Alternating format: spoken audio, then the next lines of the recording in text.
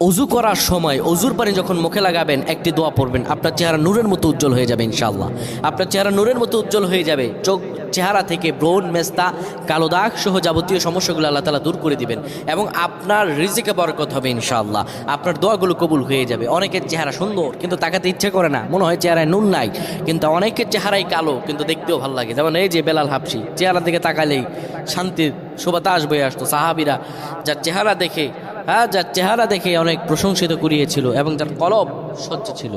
প্রিয় ভাইরা আমার, অজু যখন আপনি করবেন, অজুর পানিতে যখন আপনার চেহারা ভিজাবেন, তখন অজুর পানিতে আপনি এই দোয়াটা 3 বার পরে, দুরূদ শরীফ 3 বার পরে ফু দিবেন। দোয়াটি হলো আল্লাহু নূরুস সামাওয়াতি ওয়াল আরদ, আল্লাহু নূরুস সামাওয়াতি ওয়াল আরদ। পানিগুলো নিয়ে সেই পানির মধ্যে আপনি ফু দিয়ে চেহারার মধ্যে লাগাবেন। আমার আল্লাহ রাব্বুল আলামিন